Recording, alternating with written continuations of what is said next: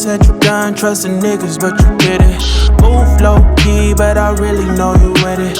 Why you nonchalant when you really got them digits? I'm obsessed, I'm like, yes, ain't no stress. You the best, I'm obsessed, I'm like, yes, ain't no stress. You the best. Look, how you get so good at being modest, girl, be honest. You said you done trusting these niggas, made yourself a promise. I hate to make you take it back. I've been getting paid for rap, ain't talking about the drums. When I tell you I can make it clap, had to make you wait for that. Good morning, everyone.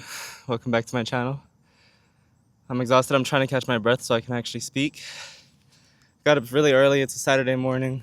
I was up about 5, maybe like 5:10ish because I snoozed my first alarm. You know how it goes. But really good way to start the morning. I love being able to see the sunrise while I'm running. I've been trying to, I think I mentioned this before, just trying to get in like the best shape possible for myself. Now that my back is a little bit better since I had my back injury last year. Yeah, it's a really good start to the morning. I want to record this weekend. It's going to be another video where I don't really know what I'm doing until I'm in the middle of doing something. And even then, I'm going to have to figure out a title for the video and everything. It's just going to be one of those vlogs. I'll make it entertaining. I know there's a vintage car show thing on Sunday we're going to go check out. Of course, I'm going to get some coffee. Comic books, of course, are going to make somewhat of an appearance somewhere in this video. It's just how it goes. Yeah, just another vibey video. Another fun, vibey video. I'm exhausted. And I tried to do like something different this morning from my workout. So I'd try to sprint around the whole thing. Of course, I could not actually sprint the full time. Did not have my stamina up to that point yet. But run as fast as I could around the whole track. And then get back, do push-ups. I'd do 15 push-ups. And then I would run again, come back, do 5 or 10 pull-ups, depending on how much I was actually feeling like I could do in that moment. I was shooting for 10 every time. Wasn't exactly working. It started to add up after a bit. It definitely started to add up. It was really good though. I've been trying to look for more of those like circuit type workouts because I feel like they're not only fun, but they kind of, I don't know, they leave me feeling the way that I want to feel after certain workouts. There's some days where if I'm really not in the mood and I go to the gym and start lifting weights, then and I'll kind of be lifting a little lighter. I just won't mentally be into it, and so I won't feel like I'm doing as much as I could be doing.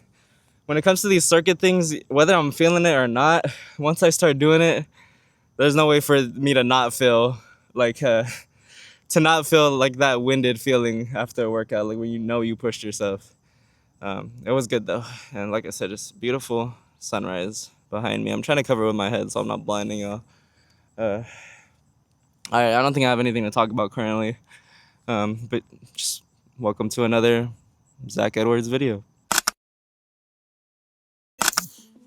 Alright, we're in the safe place. I got the coffee, admittedly already like more than halfway done.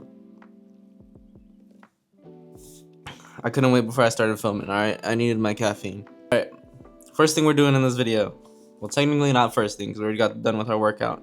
But I just bought some of these like Topps Chrome update packs. Cooper Flag's signed signature card should be in one of these boxes, you know, somewhere in the world. And the Mavericks put out this huge bounty for it. If I can find the picture, I'll pop it up on the screen somewhere. But you get like 32 years of like these premium tickets for their games, signed Cooper Flag jersey. Admittedly, I forgot the rest, but I wanted to give my shot. So I opened up a pack yesterday just on my own. I also got one of these cool little figures just off of another like little mystery box thing that I got. So that's cool.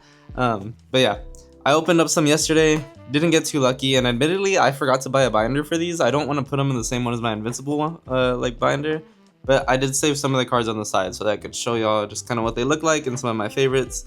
We got VJ Edgecombe, we got Jeremiah Fears with this like new edition looking thing. I thought that one was kind of nice. Steph Curry. I'm a big basketball guy. I feel like I don't talk about it too much on this channel. Super into the NBA. I played basketball my whole life growing up. Hugo Gonzalez. I'm gonna keep showing him. But that is something I want to start introducing a little bit more to the channel. Is just like, I don't like, basketball is a big part of my life, and I kind of just keep it off of here for some reason. Chris Paul, I think. Wait, yeah, okay. Chris Paul. I think it's cool that I got this one now that he's retired. Just kind of his last year. I feel like that's cool. We got LaMelo on the Hornets, no longer over there, so that's cool too. And then the best one from yesterday is this, like, I don't know what the green means, like how rare the green ones are, but this numbered Damian Lillard card, 15 out of 199, if you can see it there. I don't know if it's gonna focus too much, but yeah, this is sick. I realistically should at least put this one in the binder, and so I'm probably gonna do that, but I wanted to show it off first. Has all his stats and everything in the back. Really cool. But yeah, look at that. That is just sick. Okay, so we're gonna get into it. See if we can find the Cooper Flag card. Admittedly, I don't have luck when it comes to cards. I really don't. But I'm trying to just, you know, you never know unless you try type of thing. So let's get into them. I'm gonna try to go through these really fast too because like it's a stupid amount of these. So I'm probably just gonna cut this part in and out of like any cool cards that I come across. We won't go through every single card because that is just gonna take a long time and I don't want to do that to y'all. All right, got a rookie Ace Bailey. That's not bad. Luka. Ooh. Got a really cool looking Tyler Hero one here. This is a go time card is what they're calling this. That looks really sick. It's cool. And he's no longer on the Heat anymore either, so Tyler notched 11 of his 29 points in the fourth quarter. Okay, so this is like from a specific moment too. It gives you a little description on the back of what this card is from exactly. I guess that when this picture was taken or whatever. That's a really cool one. I haven't seen one like this yet, so that is really cool. I kind of like I like the idea of getting these cards from some of the players that are no longer on those teams too, because it should be the last time that they are on those teams, and so it's just cool to have a card from that. Oh, come on. We did get a Cooper Flag, and this one does look really cool. Red, white, and blue. What is it? It's just a Cooper Flag rookie card, but it's not the signed one. That is really sick though. That does look really cool. Okay, so this is from his 42 point game during his rookie season. So that is a really cool card still. I am happy with it. Not the one that I'm hunting for, you know, not the one that's gonna help me claim that big bounty, but I'm still really happy with that one. So overall, I would say that this is a success either way. Kobe White. Oh, okay. Now we got a Drew Holiday one with the same type of effect, red, white, and blue. I don't know what this is. This is just talking about his stats from the last game, so this one isn't really like a specific game, but it's still cool. Still that red, white, and blue effect. Our last card out of the whole thing, Kings Russell Westbrook. Okay. Not the luck that I wanted, but honestly, I'll still happily take this. That is cool. I'm happy with that one. And I did get a good amount of cards that I actually am really happy with. The Damian Lillard, probably still my favorite. Cooper Flag being my favorite player. It's kind of a little hard for me to say which one I liked more, but the Damian Lillard one definitely seems more rare, so I will take care of that one. All right, got all these. I'm gonna have to put some of them in the binder, like I said, and then we're gonna get to reading. I gotta start reading some of my trades. I got so much time today. This is the one that's calling my name out of my stack so far. Spider-Man, what is this one again? Life Story by Chip Zdarsky. I picked this one up a couple weeks ago. Have not gotten into it at all. Yeah, I really want to see what's going on in this. Alright, so that's what we're going to read. Let me put these cards up, and then we'll head over to my little cozy corner area.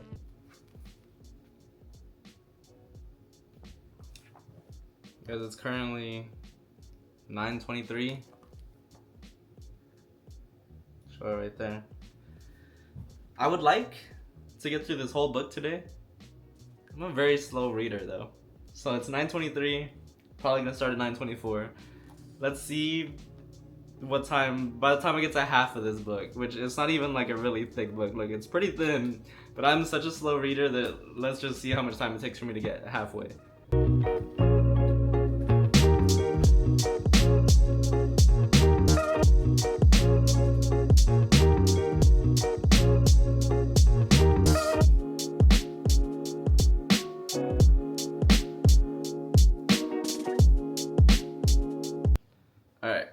the camera back on. I'm gonna show y'all. 10:06. So about 40 minutes has passed to we're about halfway through. I realized while I was reading that I didn't even fully explain to y'all what it is. So like I said, Chip Zdarsky, Mark Bagley's life story, a Spider-Man life story. It's the perfect title, I feel like, with the way this is going. I'm gonna read the little back paragraph to y'all though, so y'all can understand what the book is really about. So let's start it real quick. In 1962's Amazing Fantasy number 15, 15-year-old Peter Parker was bitten by a radioactive spider and became the Amazing Spider-Man. 50, okay, I completely jumbled that up in my head. 57 years have passed in the real world since that event. So what would have happened if the same amount of time has passed for Peter? To celebrate Marvel's 80th anniversary, Chip Zdarsky and Spider-Man legend Mark Bagley unite to spin a unique Spidey tale, telling an entire history of Spider-Man from beginning to end, set against the key events of the decades through which he lived. From the Vietnam War to Secret Wars and Civil War, all the way through to what just might be a 72-year-old Spider-Man's final mission. Prepare to watch Peter Parker age through 57 years of groundbreaking history and find out what happens to him and those he loves the most. So, like I said, life story, perfect title for this book, because we're pretty much, not as soon as that, like immediately after he gets powers, but pretty much the book starts where he's already kind of navigating that like double life that he lives. And so far, getting halfway through the book, we've gone through his fights and everything with the Green Goblin, and then we've also gone through the Black Goblin, which is just like Harry's rendition of his dad's suit and everything, him taking over. And I'm not gonna there might be a little bit of spoiler warning. I'm gonna give a little bit of a spoiler warning in here. So if you don't want to listen, I'll put a timestamp or something. But in this timeline, he's married to Gwen, and so I just finished finding out that they had a weird, pretty much Gwen's boss is weirdly obsessed with her, and he was basically creating a clone to keep for himself of Gwen. He didn't want to share her. He didn't want Peter to have her. He was trying to steal her. So he kidnapped Gwen, pretty much keeping her in this container thing to where I guess she wouldn't age or anything like that. And he put the clone Gwen that he made, he put in Peter's life. And so Peter has been with the clone forever, for I don't know how long, but he's been with the clone, and it's like a perfect clone that has all of her memories and everything like that. So that's just what got revealed. It's getting pretty crazy. I'm pretty sure Gwen is dead. That's what's looking like is about to happen. It's getting really insane. I'm getting really immersed into this. I'm enjoying it a lot. It does seem like it's following the normal pattern of Spider-Man's life, big events that I've known about so far, but just a little bit of twists and turns, some differences. It's been really fun though, and I'm enjoying it. So far, I would give this a solid 5 out of 5. Even the artwork in here is pretty nice. I'm gonna keep reading though. I think if this took about 40 minutes for me to get halfway, I'm completely fine with giving it another hour and a half to complete the whole book. Why not? Because I'm enjoying it right now. So let me get back to reading. Oh man, I actually really love this. I highly recommend, extremely highly recommend this. This was amazing. The ending was actually kind of sad. I got a little emotional. We go all the way from the 60s to I think 2010 is the last decade that we go through of his life. I think it was 2010, but we get to watch his whole life throughout that time. Obviously going through some of the more bigger, popular Spider-Man events, getting to see him fight a lot of his very common villains. It was interesting to get to the part of Peter Parker as an old man. I feel like I've never seen that character before, or seen him portrayed that way, where he's a lot older and has kids and everything. Besides I'm blanking on the Miles Morales one where they got that version of Peter Parker. It's kind of like that, but this one's is even older, because like I said, I think he's 60 or almost 70 in the very last story. It's cool to see him portrayed that way and see what he's up to at that age. The spins on the very popular events that happened to him, super interesting. Like I said, written by Chip Zdarsky. he's amazing. I really love the way that they portrayed everything in here. Emotional ending, extremely emotional ending. I'm not gonna talk about it too much because I don't want to spoil too much. Wasn't even planning to review it as much as I just wanted to see if I could read it all within a good amount of time, which I did. It's 11:15 now, so what is that? Almost 2 hours. Really not bad. I enjoyed this though. If you're a Spider-Man fan, which I feel like right now because of the movie, everybody is a big Spider-Man fan. Highly recommend this one. Super great. And honestly, before and after watching the movie, I would say I'm a pretty decently sized Spider-Man fan. I'm not the biggest fan of him, but I'm also not like, oh no, like I don't like Spider-Man at all. You know, like he'd be somewhere within my top 5 superheroes, I'm pretty sure. But this honestly boosts him up to like maybe top 3 for me. Okay, I'm lying. He's not. I don't know if he's gonna be my top. Should I make a top 5? Maybe like a top 10 superhero list? I guess I don't really ever think to rank my superheroes like that. That might be a future video or something. Or maybe we'll do that later. I don't know. But yeah, either way, if you want to learn more about Spider-Man, I think this is great. I think this is a great spin on everything. And just really cool to like, yeah, get literally, like I said earlier, the life story name. Getting to follow throughout his whole life was really cool, really fascinating. And the artwork is great in here. I think one of my favorite stories is probably the one where he's in the 80s. You get that's where Venom is introduced. They don't ever call him Venom in this, but that's where like the black Spider-Man suit was introduced. I loved it. That was probably my favorite part of the book. Yeah, okay, last time. Highly recommend.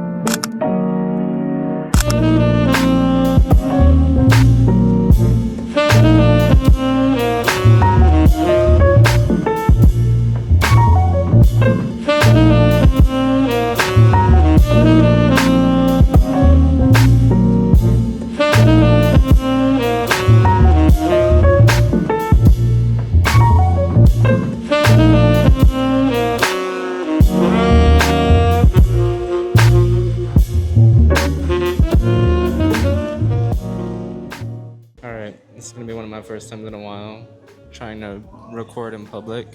There's a couple people around me, very uncomfortable. This is probably like take number 5 of me trying to record in public. I just got a coffee. I'm at least gonna give y'all a taste test.